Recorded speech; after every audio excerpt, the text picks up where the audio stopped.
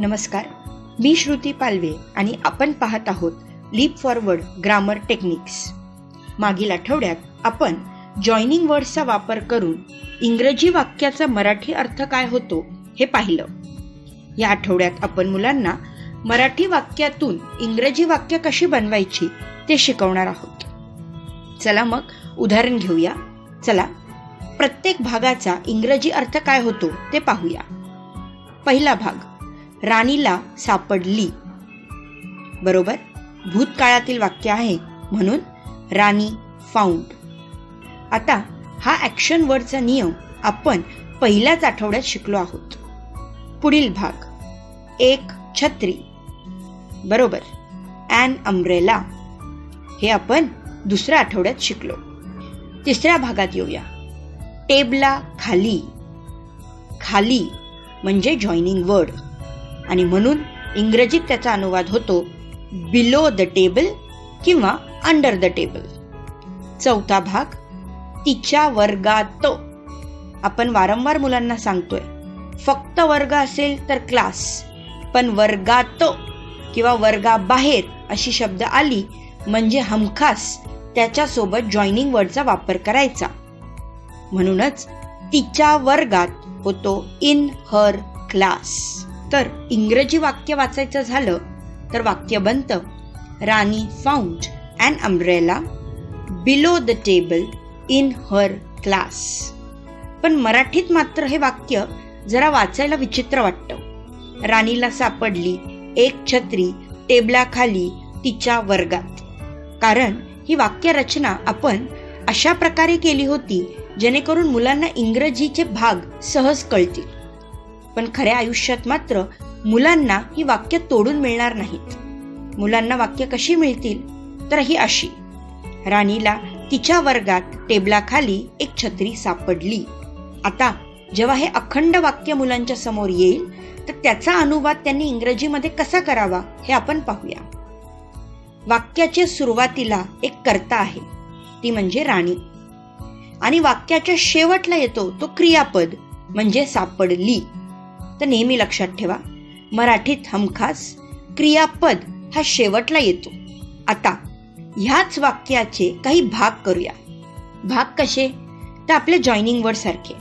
राणीला पहिला भाग, तिच्या वर्गात झाला दुसरा भाग, टेबला खाली तिसरा भाग, एक छत्री चौथा भाग आणि सापडली हा पाचवा भाग.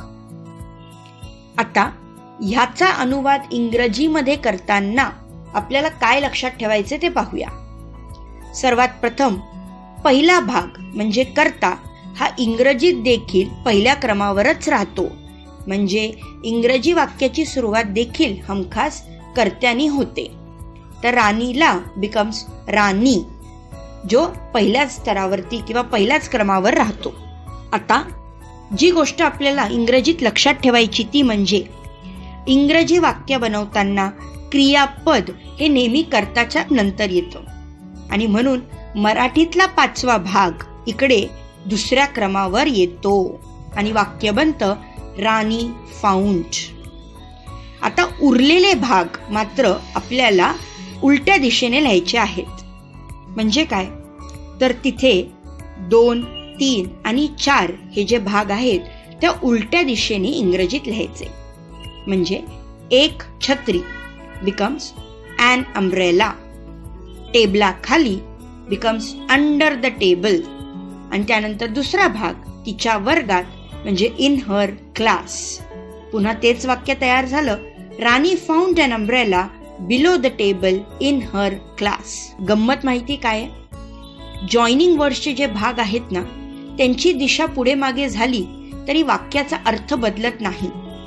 उदाहरण, राणीला एक छत्री तिच्या वर्गात टेबलाखाली सापडली असं म्हटलं काय, आणि राणीला टेबलाखाली एक छत्री तिच्या वर्गात सापडली.